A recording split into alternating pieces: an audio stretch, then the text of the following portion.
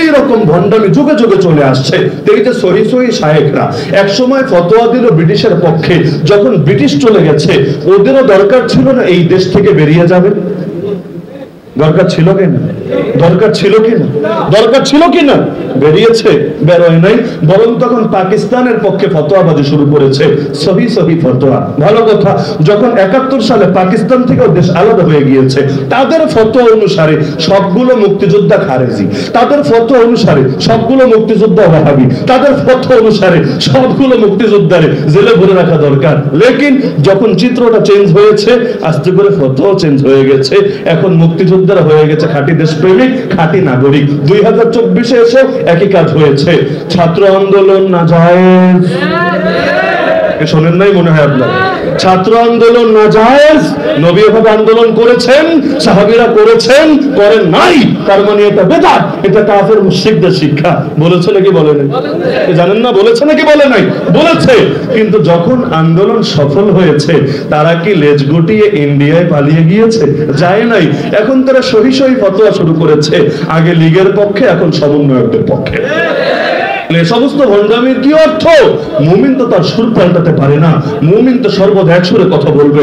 আমি ছোট মানুষ, স্বীকার করি, লেকিন আল্লাহ সাক্ষী, আল্লাহর নামে কসম করে বলতে পারি, যতদিন পর্যন্ত বিগত ক্ষমতাসীনরা ক্ষমতার গদিতে বসা ছিল, ততদিন পর্যন্ত যেই সুরে কথা বলেছি, যখন তারা লেজ গুটিয়ে চলে গিয়েছে, তখন একই সুরে কথা বলছি। উপরন্তু আমার ব্যাপারে আমাদের অনেক ভাইয়ের অভিযোগ হলো যে আগে অনেক গরম কথা বলতেন, এখন একটু নরম কথা বেশি বলেন, মানে আগের চাইতে হিট একটু কমেছে। আমি বলি আলহামদুলিল্লাহ, এমনটা হলে তাও ভালো যে বিগত জালেমের সময়ে কথা আরো বেশি শক্ত ছিল, আর জালেমের পরে কথা হালকা একটু নরম আছে, তাও ভালো। লেকিন যদি উল্টা হতো যে আগে যতদিন জালেম ছিল ততদিন তোষামদি, ততদিন পদলেহন, আর যখন চলে গিয়েছে এখন হলাম জামানা সালাহুদ্দিন আইয়ুবী, জামানার মোহাম্মদ বিন কাসেম, জামানার তারেক বিন জিয়াদ, এটার নাম আস্ত মুনাফিক। লেকি এলো আর কি গেল, তাতে কি আসে যায়? আল্লাহ নবী মক্কায় যে সুরে কথা বলেছেন, মদিনায় কি ভিন্ন সুরে বলেছেন না একই সুরে বলেছেন? মায়ের খেয়েছেন, তবুও দিন বিজয়ের কথা বলেছেন। যখন মায়ের দিয়েছেন, আবু জাহলকে পর্যন্ত জাহান্নামে পৌঁছিয়েছেন, তখনও দিন বিজয়ের বার্তাই দিয়েছেন। মক্কায় আল্লাহ নবী স্পষ্ট বলেছেন, আরে শোনো, কিসের অফার দিচ্ছ আমাকে? কখনো নারীর, কখনো ক্ষমতার, কখনো সম্পদের। কান খুলে শোনো, আমার ডান হাতে যদি আকাশে সূর্য এনে রাখো, বাম হাতে যদি আকাশে চাঁদ এনে রাখো, তবু তো আদর্শ ছাড়বো না, যতদিন না আল্লাহ তার দিনকে করবেন জিন্দা, অথবা আমি হব মুর্দা। যেটাকে সহজে বলতে পারি, হয়তো শরিয়াত, নয়তো শাহাদাত, হয়তো খেলাফত, নয়তো শাহাদাত, হয়তো আল্লাহর জমিনে আল্লাহর দিন হবে জিন্দা, না হলে আমি মুহাম্মদ হব মুর্দা। কিন্তু আমি থাকবো জিন্দা, ইসলাম হবে মুর্দা, এটা কিছুতেই মেনে নেওয়া হবে না। আল্লাহ নবী মক্কায় বসে বলেছেন এই কথা, মদিনায় না। মক্কায় কি ছিল? নবীর বাইরে ছিল। কি ছিল? রাষ্ট্র ক্ষমতা ছিল। কি ছিল?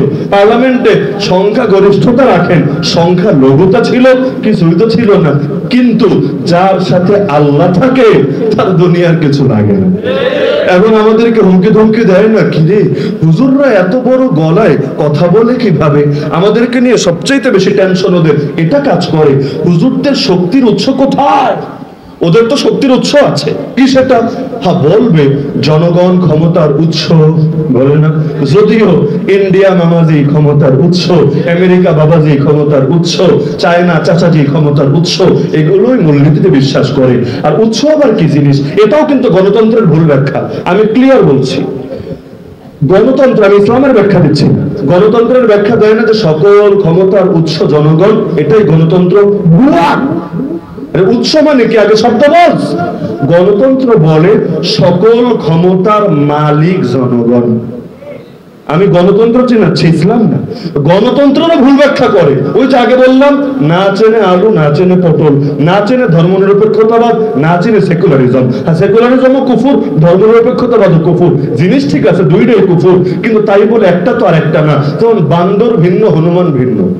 কিন্তু যারা আপনারা জয়দেবপুরে থাকেন, আমার ধারণা কেউ কেউ হয়তো, সবাই না, কেউ কেউ হয়তো পার্থক্য করতে পারবে না। আমাদের সিলেটে আসেন, কয়দিন থাকেন, আপনারাও দেখে চিনে ফেলবেন, ও আচ্ছা এইটার নাম বান্দর আর এইটার নাম হনুমান। জাফর ইকবাল এই বান্দরের পোলা, হনুমানের আব্বা না, আর দীপুমণি এই হনুমানের পোলা আর বান্দরের আব্বা না, ইত্যাদি ইত্যাদি, ডারউইনিজম আর কি। তো এখন এই পার্থক্যগুলো সূক্ষ্ম পার্থক্য হয়তো এখানে বসে করা যাবে না, লেকিন কয়েকদিন থাকলে বুঝে আসবে। তো আমরা এটা শুনতে শুনতে শুনতে সকল ক্ষমতার উৎস জনগণ, কে বলেছে? সংবিধানে আছে। সংবিধান পড়েছিস বাপের জন্মে, একবার খুলে দেখ না। এই দেশের জনগণ ক্ষমতার মালিক, এই কথাই লেখা আছে। বলবেন মালিক আর উৎস মানে কি? পার্থক্য কি? উৎস মানে হইল ক্ষমতায় বসাবা তোমরা, ক্ষমতায় আনবা তোমরা, ভোট দিবা তোমরা, এরপর আমরা করব বাকি কাজ যা আছে তা। এখানে আর তোমাদের কোনো আদর্শ কথাবার্তা চলবে না। এখন আমরা বলবো কাদিয়ানীদের কাফের ঘোষণা করো, নেত্রী দাঁড়িয়ে বলবে কে মুসলমান কে কাফের, এটা দেখা আমাদের বিষয় না, এটা আল্লাহ দেখবে। বাহ বাহ বাহ। তাহলে কে দেশপ্রেমিক আর কে দেশ বিরোধী এটা দেখা তোর কাম, কে তোর ড্যাডিজানের পক্ষে আর কে বিপক্ষে এটা দেখা তোর কাম। এগুলো আল্লাহর হাওলা করা যায় না? বলবে না না, এগুলো তো দুনিয়া, দুনিয়ার লাইনে কাম আমরাই করব, আখিরাত আল্লাহর হাওলা করব। তো ইসলাম খালি আখিরাতের জন্য, দুনিয়ার জন্য না, এই কথা তোমার কে শিখিয়েছে? রব্বানা আতিনা ফিদ দুনিয়া হাসানা ওয়া ফিল আখিরাতি হাসানা। ইসলাম এসেছে আগে দুনিয়া গড়তে, তারপর না আখিরাত গড়তে। তো এখন ক্ষমতায় আসার পরে জনগণের মত আর থোড়াই কেয়ার করে। বাংলাদেশে যে পতিতালয় আছে, নাই মনে হয় একটা দুইটা না, অনেকগুলা, বৈধভাবে না অবৈধভাবে লাইসেন্স নিয়ে সব লিগ্যাল ফরম্যাট যা আছে সব পূরণ করে পতিতালয় নাই। কিছু আছে নামে, কিছু আছে বেনামে। বলবেন বেনামে কি? বেনামে হলো আবাসিক হোটেলগুলা, যার বড় একটা অংশ গাজীপুর শরীফের মধ্যে আছে। কষ্ট পাচ্ছেন নাকি? বাস্তবতা স্বীকার করতে দোষ নাই। বাংলাদেশের সবচেয়ে বড় পতিতালয় রাজবাড়িতে আছে, এটা যেমন সত্য। আর গাজীপুরে যে হোটেল আছে, গাজীপুর আমি খাস করে বলছি, মানে অন্য জেলা সব ধোয়াতল সেবাতা তা না, সারা দেশে আছে। তবে এখানে যেহেতু বাইরের অনেক লোক থাকে, ইন্ডাস্ট্রিয়াল ফ্যাক্টরি এবং বিভিন্ন কারণে, এজন্য অনেকে টার্গেট গুলো করে। কেন দেখেন নাই, হিন্দুত্ববাদীরা পর্যন্ত গার্মেন্টস গুলোকে টার্গেট করে মুসলিম নারীদেরকে নষ্ট করার জন্য। তাহলে আলাদা একটা পেরেশানি যে ওদের এটা নিয়ে আছে, এটা তো বুঝেই আসে। তাহলে এই যে হোটেল ব্যবসার মধ্যে বড় রকমে জিনা, বেশ্যাবৃত্তি, পতিতাবৃত্তি চলে নাকি চলে না? এই যে পতিতালয়গুলো খোলা, এগুলোকে এই দেশের অধিকাংশ মানুষের মত অনুসারে আজকে গণভোটের আয়োজন করুক, আজকে কোনো তাশকিল লাগবে না, কোনো সভা সমাবেশ লাগবে না, উপস্থিত গণভোটের আয়োজন করুক। আল্লাহর নামে কসম করে বলতে পারি, যেহেতু সারা দেশ আমরা ঘুরি, এই দেশের অধিকাংশ মানুষ ভোট দেবে পতিতালয় খোলা থাকার বিপক্ষে। যদি পতিতালয় খোলা থাকার বিপক্ষে অধিকাংশ মানুষ ভোট দেয়, খোলা আছে কিভাবে? ব্যাখ্যা করেন, খোলা আছে কিভাবে? এখন যদি বলে সকল ক্ষমতার মালিক জনগণ, খোলা রাখার কোন অধিকারী থাকে না। তো যদি বলে সকল ক্ষমতার উৎস জনগণ, তবে মালিক তো আমরা।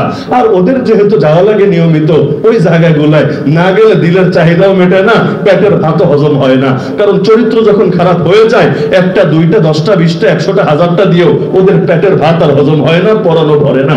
যে সমস্ত কারণে ওরা সঙ্গেই পাল্টে দিয়েছে, আমাদেরকে শিখিয়েছে সকল ক্ষমতার উৎস জনগণ। এটা গণতন্ত্রের কথা না। মনে থাকবে, মনে থাকবে। বলবেন হুজুর গণতন্ত্র শেখানোর কি দরকার? এটা কি ওয়াজের অংশ? অংশ না হলে আগামী দিনে আর এক জালেম কাদের উপর চেপে বসবে। আমরা চাইলে একদিনেই সবতন্ত্র মন্ত্র বিদায় করে ইসলাম কায়েম করতে পারছি না, এই লাইনে আমরা দুর্বল আছি। আরো কতকাল লাগবে আল্লাহ ভালো জানে। লেকিন গণতন্ত্রের অপব্যাখ্যা করে কেউ আবার নতুন করে স্বৈরাচারের পথ খুলবে, ফ্যাসিবাদের পথ খুলবে, ওয়ার ওয়ান টেররের পথ খুলবে, কাফের মুশরিকদের দালালি করে ইসলাম বিদায় করার পথ খুলবে, সেটা তো মেনে নিতে পারি না। মক্কা থেকে একলাফে মদিনায় যেতে নাই পারলাম, হাবাসায় তো আসলাম। তো হাবাসায় যেহেতু এসেছি, নিরাপদ থাকার জন্যই তো এসেছি। পরের হিজরত, নেক্সট হিজরত মদিনার দিকেই হবে ইনশাআল্লাহ। তাহলে এক ধাপ তো এগিয়েছি, 2 কদম পিছে যাওয়ার জন্য না, এক ধাপ তো এগিয়েছি 20 কদম সামনে আগানোর জন্য। সুতরাং অতীতে কি করেছো এটা বাদ দিলাম, আগামীতে ফাইজলামি করলে কিছুতেই ছেড়ে দেওয়া যাবে না। তাহলে রব্বুল আলামিন পরীক্ষা করবেন নাকি করবেন না? তো যে প্রসঙ্গে কথাটা টানলাম, আন্দোলনে নামার আগে অজানা আতঙ্ক কাজ করে, নামার পরে আলহামদুলিল্লাহ আলহামদুলিল্লাহ আলহামদুলিল্লাহ। রবি এমন এক সাহস দান করেন, যেই সাহস হয়তো দীর্ঘকাল পর্যন্ত কিতাব পড়েও পাওয়া যাবে না, যেই সাহস হয়তো দীর্ঘকাল পর্যন্ত ইউটিউবে বয়ান শুনেও পাওয়া যাবে না। সামনে দিয়ে যখন দেখতে থাকেন, এমন এক অবস্থা যখন ডান কানের লতির নিচ দিয়ে একটা গুলি চলে যায়, বাম কানের লতির নিচ দিয়ে আরেকটা গুলি চলে যায়। সামনে তাকিয়ে দেখে ভাইয়েরা শহীদ হয়ে পড়ে আছে, ডানে বামে তাকিয়ে দেখে অজস্র অগণিত আহত, তাদের গগন বিদারী চিৎকারে আসমান জমিন কেঁপে উঠছে। পেছনেও যখন তাকিয়ে দেখে সাহায্য করার কেউ নাই, বাহিনী অস্ত্র হাতে নিয়ে এমন ভাবে ধেয়ে আসছে, কিছুক্ষণ পর হয়তো তাকেও জানে মেরে ফেলবে। আল্লাহর কসম, দিলের মধ্যে তখন এমন এক সাহস জেগে ওঠে, যেই সাহস পৃথিবীর কোনো কিছু যেই সাহসকে দমিয়ে রাখতে পারে না। এই যে দেখেন না, বুকও পেতে দিয়েছে। আপনাদের কাছে দেখলে মনে হতে পারে নাটক নাকি, এগুলো বানোয়াট নাকি, আল্লাহ ভালো জানে। লেকিন বাস্তবতা, তখন ভেতরে এমন এক সাহস চলে আসে, আরে বুক পেতে দেওয়া কেন, এর চাইতে বড় কিছুকেও কোনো কঠিন মনে হয় না। অনেকে অবাক হয়, কিভাবে সম্ভব, কিভাবে সম্ভব। আপনারা ফিলিস্তিনের ইতিহাস পড়েন, এমন অনেক নারীর জীবনী পাবেন বিশুদ্ধ সূত্রে, যেই নারীদেরকে রেপ করার জন্য কাফেররা, এই ইহুদিবাদীরা, জায়নিস্টরা তুলে নিয়েছে, সেও যখন নিশ্চিত যে আমাকে আর এখানে নিরাপদে রাখবে না, বরঞ্চ আমার সম্ভ্রম, আমার ইজ্জত সব কেড়ে নেবে। একাধিক ঘটনা আছে, যখন বুঝেছে এমনিও শেষ অন্যও শেষ, তখন চিন্তা করেছে মরবো, তাহলে এমন মরবো, আমি তো মরবো, ওদেরকে আস্ত রাখবো না। দেখা গিয়েছে এমন কিছু ইন্তজাম করে নিয়েছে, যখন এসে খালি গায়ে ভরে জড়িয়ে নিতে চেয়েছে, এমন এক ধামাকা হয়েছে, ও তো শেষ, ওর পুরো বিল্ডিং তছনছ হয়ে গিয়েছে। কিভাবে সম্ভব এটা? আমারে যদি বলা হয়, আরে আমি তো জেলের ভয়ে হক কথা বলতে পারি না, আমি তো ফাঁসিতে, আমি ফাঁসি লাগতে পারে, দড়ি লাগতে পারে গলায়, এই চিন্তাই আমার ঘুম হয় না। আর আমারে যদি এই কাহিনী বলা হয় যে নিজেও শেষ, সবাই নিয়ে শেষ, এরকম এক তরিকা, এটা তো আমাদের মাথায়ও ধরতে চাইবে না।